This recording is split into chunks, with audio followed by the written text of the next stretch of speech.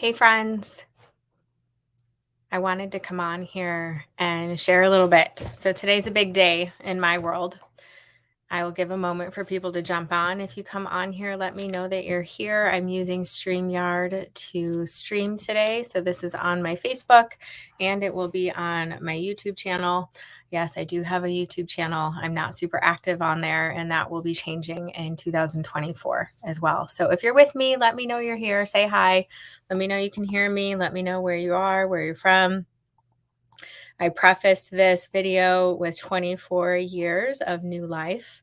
So today is the 24-year anniversary of when I had some people call it near-death experience. My time of death was called twice in the hospital in 1999. And so today I am actually going to do something that I have never done before on a live video. I am going to read live the chapter of my book that is dedicated to this event that happened. So I'm going to give a little bit, see if anyone joins. Otherwise, I'm going to read it, share it with you. Some people have been asking for an audible version of the book. I have not worked on that yet. That will be coming at some point, hopefully next year. Making the time to record and do all that needs to be prioritized. But I wanted to share this because so much of what I offer day to day is around the connection to the wholeness that you are, to the holiness that you are. So I say a lot of things about remembered wholeness and embodied holiness. And part of what all of these teachings come from in my heart is what happened to me when I was 18 years old. And so if you've read my book already, which I released in March of 2021, and then you know this story. And if you haven't, then you're going to learn it as I read it to you. So I'm going to take some time to read this. Those that have popped on, say hi, make a comment, let me know you're here. It's always fun to have people engaging when I'm on live. And for those that watch back on replay, I hope you enjoy the story. I hope there are pieces of it that might connect to your heart. And if you are called to share this with others, please do so. I do want to say that my book, right? I am strong enough now, God thanks. My journey from trauma to truth. It takes you through the journey of my recovery from complex PTSD up until about 2018. And then, yes, there is a second book that is just in the very, very, very beginning stages that will cover really catching up in time and teachings and practices that I have used in my life to get me to where I am. So, the teachings that I ascribe to follow the teachings of Christ with the philosophy and practices of yoga, with energy medicine, neuroscience of trauma, neurobiology. I blend a bunch of different things together to create systems, processes, methods, right, that I have found over the past 13 years of working with clients to be really sustainable in creating healing shifts that are integrative and that shift the trajectory of people's lives in beautiful, healthy ways. And one of the ways that this came through me and to me and through me was because of what happened December 12th of 1999. So I'm going to read this chapter to you guys.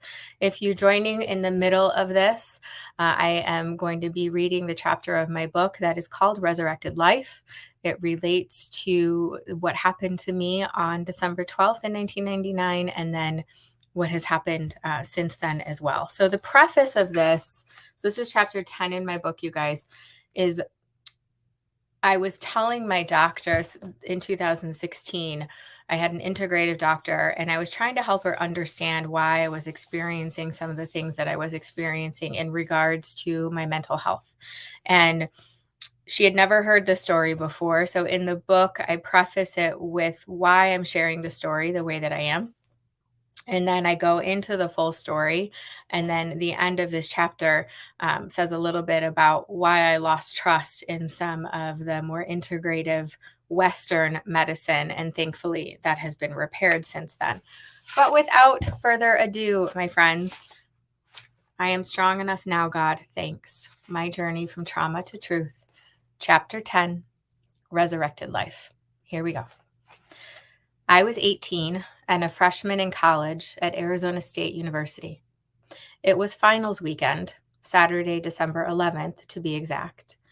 And I and the guy I was dating were going to a party at a house of one of his friends.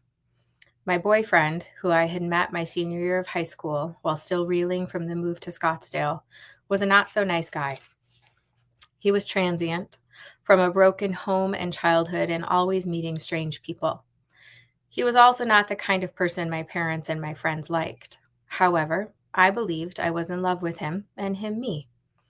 Love was unsafe then, which is why I can now name that it was not love. Remembering the childhood sexual abuse helped me to understand why I would have fallen for a guy like him. I was never safe with him, yet he reminded my nervous system of the same energy I'd come to believe was love. He and I decided we were going to do ecstasy together that night. We had used it once before and it was a great experience. While visiting my parents' house that day, I asked my dad for money, and he gave it to me without question, probably thinking I just needed some extra pocket cash. I was using it to pay for the drugs. He also thought I was going back to the dorm to study, not out partying with my boyfriend at the home of some guy I'd only met once. It took a long time to forgive myself for that lie. I left my parents after dinner and headed to pick up my boyfriend. We went straight to this house in the far northwest side of Phoenix, an hour away from my dorm room in Tempe, where my friends were studying for finals. A part of me knew that is where I should have been. I walked into the house and saw several guys I didn't know. I was the only girl. Had I known better, I would have listened to that tightening in my belly and the numbness in my legs. I didn't know better. I was an expert at dissociating from it. The entry to the home was wide and opened up to a living room kitchen combo. And when you walked in, the kitchen was on the left and the living room right in front of you. There was a small step down, I think, after the entryway. I recognized two of the guys who I had met before through my boyfriend. Both seemed nice. One of my friends was supposed to meet up with us, but she wasn't answering her phone. My very best friend was at our dorm studying and tried to get me to stay in that night. She hated my boyfriend. From the time I met him, I started making some bad choices, and no matter what family or friends told me, I wanted to be with him. I remembered Dad trying to tell me that it was a high school relationship and would end before college. That only added fuel to my fire. I grabbed a beer while waiting for the ecstasy to arrive. It seemed there was some problem getting it, so it would be delayed.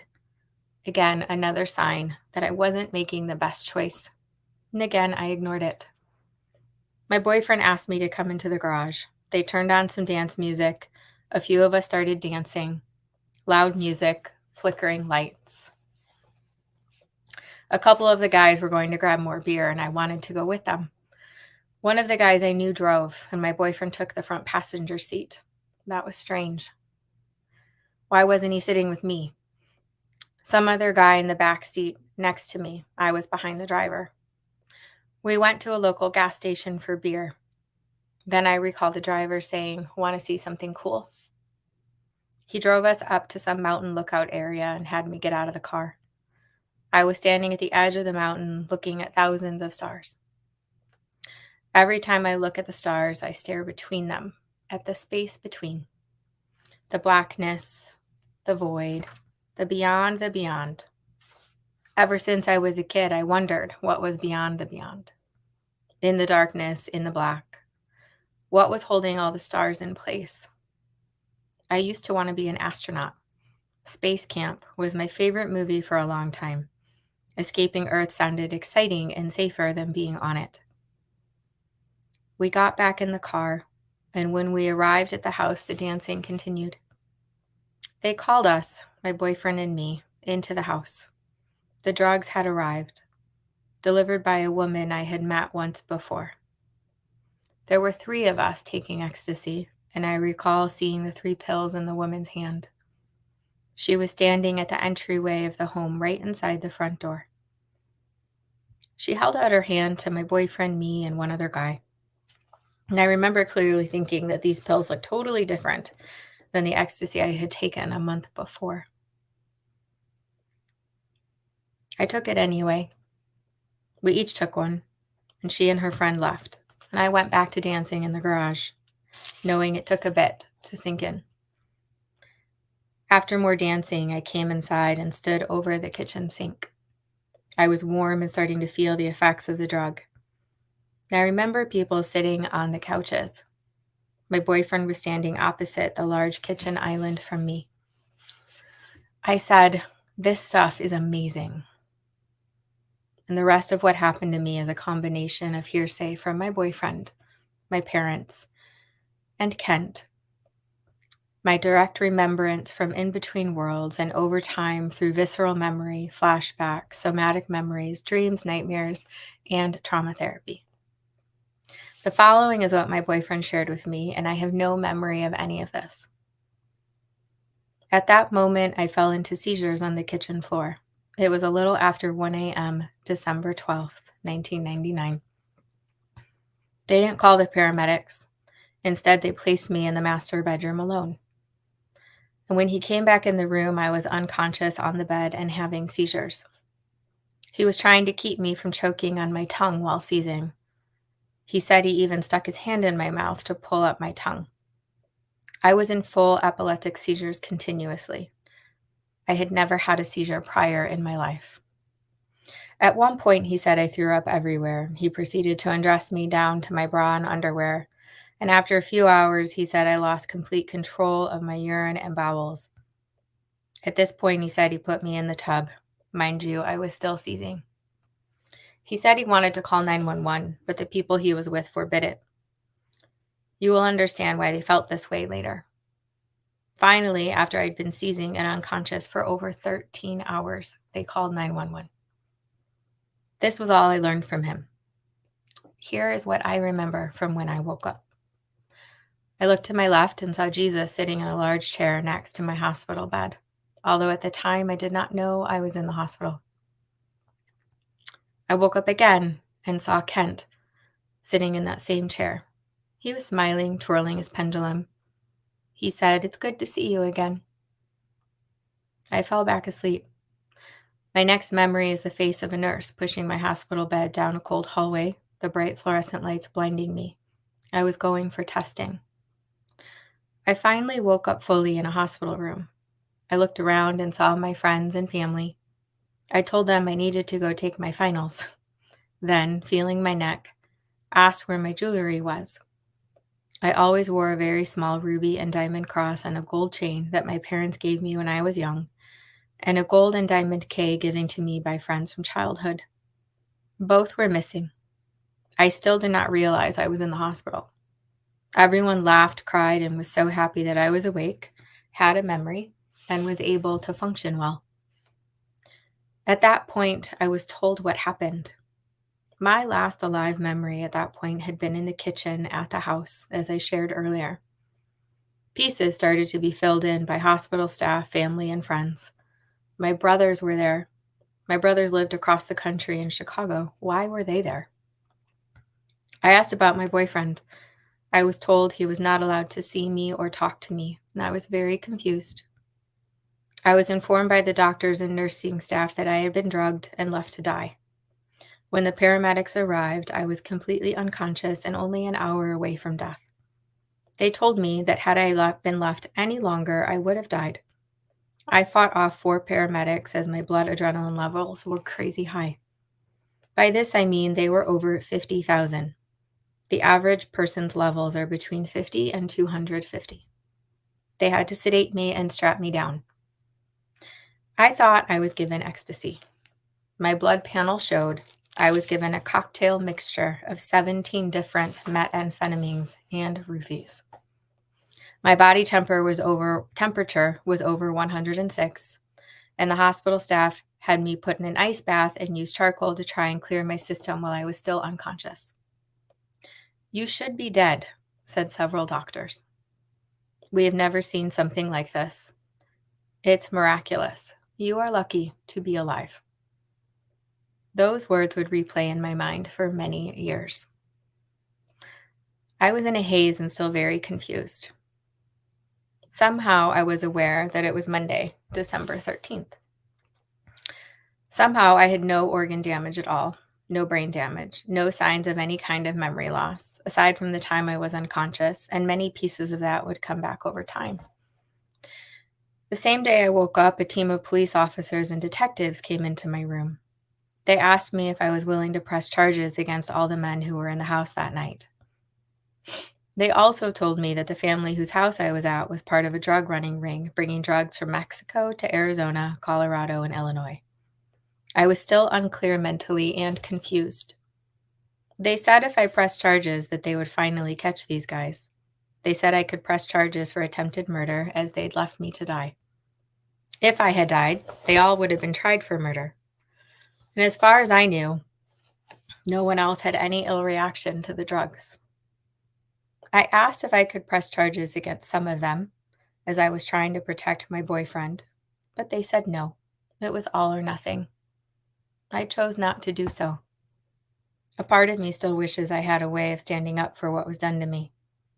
Even though I've walked a forgiveness journey, there are moments when I wonder what could have happened had I pressed charges. Come to find out much later, this drug ring was orchestrated by Sammy Gravano, former mafioso and huge ecstasy ringleader, and the officers were seeking a way to put him in jail for good. If I had pressed charges, I would have been an integral part of a national investigation. I like to believe that God was protecting me by convincing me not to press charges. When there was a quiet moment in the hospital room, I called my boyfriend at the house, and this is when he shared with me his version of the story. He expressed his gratitude that I was alive, then told me after they called 911, he'd called my parents to tell them what happened. Once my parents and younger sister arrived at the hospital, he said my mom yelled at him and told him to leave. Understandable, and I'm surprised that he was not beaten by my dad. My parents and younger sister were taken to the room in the ER that no parent ever wants to be taken. I was dying. They told my parents not to expect me to make it. They told them if I did, I could be a vegetable, that my organs could shut down, that I may not remember them nor anyone else. I may be unable to think, talk, walk, etc. They said prepare for the worst. As a couple days passed in the hospital, I was told I could not go home until my blood adrenaline levels came down to within range. A social worker and counselor came to see me. They were worried I had a drug problem and needed therapy and perhaps even inpatient recovery. I explained I had only done the drug one other time and that yes, I drank as most college students do, that I was a straight A student, at least I was until that weekend, and I was not at risk for drug issues. Of all things, the effect on my grades was what I was the angriest about. It's interesting to reflect back on this time and notice how distorted my mind was about what had happened to me. After a few days, I was released from the ICU and transported by ambulance to a pediatric ward at another hospital. Though I was 18, they were still able to have me placed there and that I would have better care. My brothers came and kept me company each day, watching movies and hanging out. They told me that within minutes of receiving my parents' call, they were on their way to the airport. My older sister was upset that she was not allowed to fly into town. She was in Michigan finishing her first semester finals for junior year of college. The severity of what happened to me would not sink in for many years. On December 20th, 1999, after a week in the hospital, I went home with no sign of any imbalance, organ issues, brain injuries, or after effects from the overdose that the doctors were expecting. Their words, "Kate, you are a walking miracle." They told me it was a 10-year window of time that I could have residual effects from the incident. I'm still unsure of how they came up with 10 years. Not one person talked with me about PTSD. Not one person mentioned mental health. Not one person asked if I had any history of prior trauma. No one. I was able to take my finals after winter break, thanks to my best friend reaching out to every one of my professors to tell them what happened. I ended up with a 4.0 GPA that semester, and the irony was not lost on me. As I was trying to integrate into being human again, a part of my being was open to other dimensions. It was a very strange time in my life. Both worlds were open to me. I saw spirits walking around in the world the same way I saw humans. I would wake up and see them in my bedroom. I would have dreams of being in both worlds. It was distorting and scary at times. I worked with Kent to help me understand that what happened to me and why I was experiencing these things. I told him I didn't want to and that I was really scared by all of it. Kent called me to his home, a place I'd visited many times. We sat across from each other in the front living room, he on a black leather chair, me on a matching couch, a beautiful modern art coffee table between us. He proceeded to say these words to me. Kate, now that you have lived between worlds and have opened the door to the other realm, you must make a choice. You must choose whether you will walk in the light and serve the light, or, well, you can infer the other option. I will no longer be able to assist you if you choose the other. Just like in Star Wars, we each come to a point in our lives where we have to decide which path to choose, which side to serve. And while the dark and shadows will always be there, when you choose to walk in the light, as the light, with the highest light, the dark may try, yet will always lose. When you come to know your darkness and choose your light, the dark will no longer have power over you. You know what this means, Kate. Choose wisely. I chose the light that day. Kent helped me focus the energy to show up only in my dreams and not in daily life, and this worked for about 7 years. Once I had Connor, everything started opening up again. And since 2006, the human world and the spirit world are one. 3 years after the overdose, I was in Dad's home office and saw a Post-it note on his desk. He was writing his book, and occasionally there would be notes for him to remember something to add to it. This note said, Kate, died twice in the hospital that day. I stopped in my tracks and stared at the note. This was the first time I ever heard of this. No one had told me I died. No one shared this part of my story, a rather important part, I would say. Angry and confused, I asked Dad what that note was about.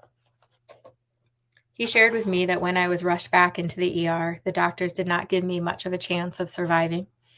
He called Kent, who met my parents and sister at the hospital, and Kent also called his team of healers around the world to start working on me. Dad also told me that when he saw my body, I was lifeless and a shallow resemblance of his often stubborn, lively daughter. My heart was struggling as I listened to Dad say that I died twice on the table that day. The doctors and nurses tried to resuscitate me, shocking me with a defibrillator, and my heart stopped. Time of death was called. My parents were told there was nothing more that could be done, that I was dead.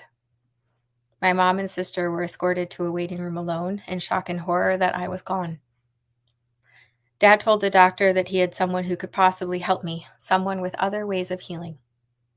The doctor said that his grandmother had been a medicine woman of her own right, then something along the lines of, "We've done everything we can to save your daughter. Her heart has stopped. Let me remind you that your daughter is dead. You can bring in whomever you need to. There's nothing more we can do for her." At that point, Kent came back in the ER and he and Dad performed a shamanic ceremony over me. My dad prayed to Jesus and Mother Mary to save me. Kent was using his rattle and ancient ways to try and bring me back, and both went into a deep meditative journey to try and find me between worlds. Meanwhile, my mom and sister were still in the waiting room, believing that I was dead. Miraculously, my heart started beating again, and the doctors and nurses swarmed over my body. I did not stay alive long. Dad ran out to tell Mom and my sister of the miracle of me coming back to life, only to be interrupted moments later by a code calling. I was flatlining again, and my heart stopped for a second time. More paddling, more shocking my body, nothing. I had died again. Time of death was called again. Kent was still in a channel working on me, and Dad shared that the doctor was in tears, sweating and apologizing, his head hanging low. The rest of the staff were exhausted and grief-stricken. This is what I remember from Between Worlds. I first noticed something was wrong when I saw my body lifeless on the bed in a home I did not recognize. My boyfriend was there. I couldn't control my body. I was seizing, and no one was helping me. I felt helpless and could not save myself. Why wasn't anyone helping me? Why was I unconscious, and why couldn't I wake up? My body was not my own at that point. I remember being sexually assaulted that night by several men. I even remember the feeling of a knife, and I will be honest in saying that I didn't go any further into needing to know what happened. My body felt it, that is enough. My unconscious body was being used for their pleasure, and I questioned myself over and over again on this, and the memories of my body speak truth. I remember the feeling of being strapped down and restrained. I would come to find out that was due to firefighters and EMTs having to do so in order to get me to calm down.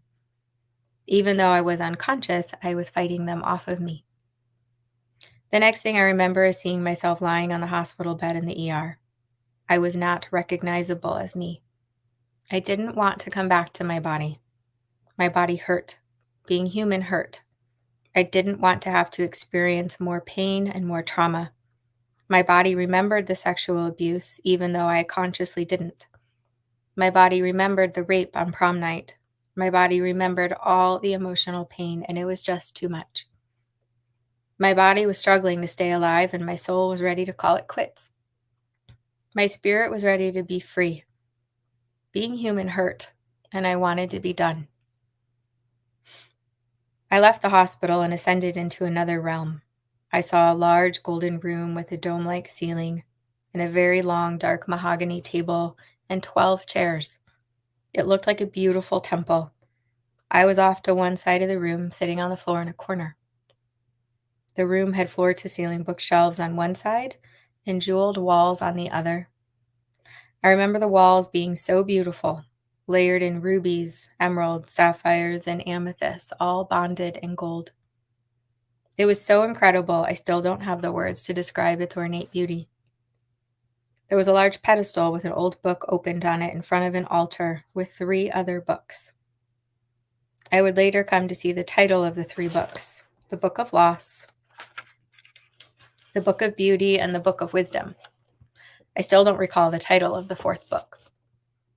I would end up revisiting this room many times in dreams and meditations, not knowing where I was, yet knowing I had been there before and feeling very comfortable whenever I was in the room.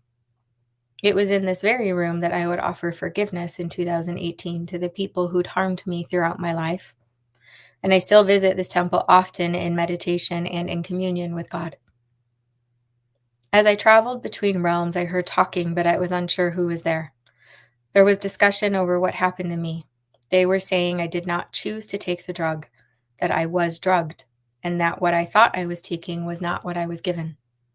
I heard them talking about if I died, whether I would go to a deeper soul review or to heaven. And from what I remember, anytime there is an intentional overdose or suicide, the soul goes to a review phase for healing. They don't go to hell, as some religions will say. There is only love on the other side of the veil. I remember seeing Jesus, some loved ones who had passed, and higher beings. I remember hearing Mother Mary, although at that time I didn't give her much attention. You see, I associated her with my grandfather, as he used to make me sit in his lap and say the rosary with him. He would tickle me and hold me so tight I couldn't escape. And through that association, anytime I saw her, it made my whole body cringe. That changed as I learned how she helped me recover and heal through my life. In between worlds, she appeared as White Buffalo Calf Woman, knowing if she had said Mother Mary, I would shut her out. While in this jeweled temple, I talked to her. I recall walking up to the table saying, I don't want to hurt anymore. I don't want to keep being in pain. It was too hard to be human. I want to stay here. She told me the worst was over, that I would have much healing to do on my soul, but my life would get better and be beautiful. I recall her telling me my time was not done yet. I had more to do on earth. And I remember her saying to me that I needed to return, but it was my choice. I said, okay, committing to returning to my body, yet not really wanting to do so. I remember her touching my heart. I remember the feeling of her hands pressing firmly into my heart space, right at my sternum, while she said in a loud, commanding tone over all the other people present, she's not done yet. This is the last thing I remember about being between worlds. The words of Mother Mary as White Buffalo Calf Woman, she's not done yet. I often found my hands on my sternum when feeling anxious or overwhelmed. It is an unconscious thing. Little did I know it's a pattern of calming my body and mind and helping me to stay grounded in my body in times when I want to dissociate. My heart started beating again. Dad would later tell me that my right hand grabbed Kent's twirling pendulum over my solar plexus, yet I had not fully awoken. Doctors and nurses swarmed around me, pushing Dad and Kent out of the way, hooking me back up to all the machines. They were in awe and amazement at what they had just witnessed and did not understand. When I shared with Dad my experiences in this temple, his eyes welled up. He asked if I knew where I was. I didn't. He said he had seen the exact same temple during the ceremony over my body. He was in there, and so was Kent. They both saw it. Dad also has memories of Mother Mary being there too. December 12th, 1999. That is my rebirth date. The day my heart started again. The day I chose to live. It is also the day of Our Lady of Guadalupe, the day of honoring Mother Mary. There are no coincidences in life. This I know is truth. In 2012, while I was in my first yoga therapy training, Mother Mary presented herself to me again as White Buffalo Calf Woman, helping me to remember the embodiment phase of my healing journey. Over the years and through a lot of EMDR and yoga therapy, I've remembered and put pieces together of what I experienced during this time between worlds. Fragments of images that had flashed in my mind for 17 years finally started coming together. Dad hadn't told me because he didn't want me to remember things I wasn't ready to face. Kent and others involved in the ceremony also didn't tell me, and I understand that now, even though at the time I was very hurt. I know I wasn't ready to handle the truth of what happened to me, and I would often ask Kent to help me remember what happened. He would respond by saying that some things are better not being remembered until it's time. For many years, my body would have memories of being paddled to try and restart my heart. My heart would jump and skip beats. My chest would ache and thump as if they were paddling me at that moment. And this was before I knew what they had done to me many times. This was before I was told I had died. It frequently happened when I was sleeping at night. My heart would stop and I would jolt up and hear the words clear. In fact, those words used to trigger me, and I didn't understand why. After the overdose, I vowed not to use another illegal drug ever again. I was also very scared of using any kind of medication, this being one of the reasons I was resistant to taking Xanax. I wasn't sure what it would do to me, especially since I'd reacted to several other pharmaceuticals and over-the-counter medications through the years. And after sharing a very short version of this with my doctor, she still insisted I try it. She said, "All the cows are out of the barn and you need to get them back inside." No compassion to the story, no wondering about the long-term effects on my health, no questions or validations of how this experience alone could be the cause of a lot of mental health symptoms I was suffering with so deeply each day. Instead, she offered only a very odd metaphor to try to explain that the pieces of me I had not healed and integrated were taking over my psychological well-being. Her answer was drugs. I lost trust in her that day. That is the end of chapter 10. For those that joined in between, right, reading chapter 10 from my book, honoring December 12th, the day of Our Lady of Guadalupe, the day that she helped bring me back into this realm, into life, and also honoring the story that involved a great process between my dad and myself. So the book is on Amazon or Barnes & Noble. You guys, if you're a Kindle reader, you can get it for 99 cents on Kindle. All right, it's discounted. If you want a copy of the book and finances are a limitation for you right now, please just message me. I'm happy to mail a copy out to you. This book has helped so many people heal. It was a healing journey for me to write it. In the edition of the book that is available online now, there are 3 additional chapters at the end of the book that my dad wrote. It was the beginning of his second book that he never got to publish. And so when he was passing the final days before, I told him that I would publish those chapters as an updated edition of my book. And it's his story, you guys, of what happened to me that night. It is beautiful. It is cathartic. It is profound. You'll see there's a lot of overlap. And it's in the very back of the book as what's called a supplemental story. So if you had the original version of the book, I encourage you to get the new version of the book. If you have the Kindle version, I'm not sure if you can delete it and re-download the new version potentially. I don't know. But I wanted to say that this morning as I was waking up, it was probably one of the first times that I was really excited about today. And there was a shift in me around living forward, like living in the present and living forward instead of revisiting the past. And 24 years ago today, as I chose life and came into new life, my life has been so beautiful and super hard in moments since that time. But it's one of the reasons why everything I offer is from a Christ centered lens. It's one of the reasons why I am so devoted into my relationship with Jesus and Mother Mary from a non religious, right, relationship based experience.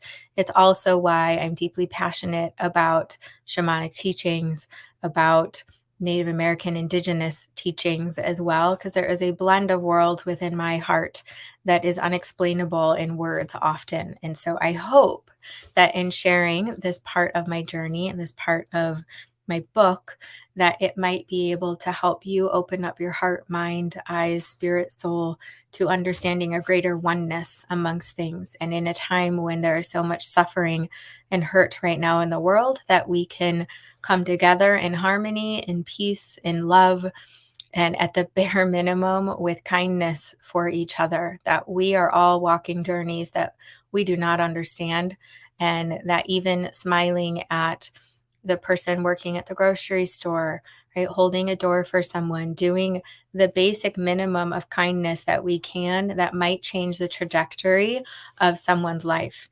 So my heart is so grateful that I get to be here. It's amazing to reflect on this journey, to share that chapter with you guys. Thank you for those that listened and tuned in. If you watched it back on replay, give the post a little love, write a comment, give a heart. And I encourage you to take some time today to really tune in and listen to the voice of your soul. Wishing you all blessings, peace, and love. Thank you.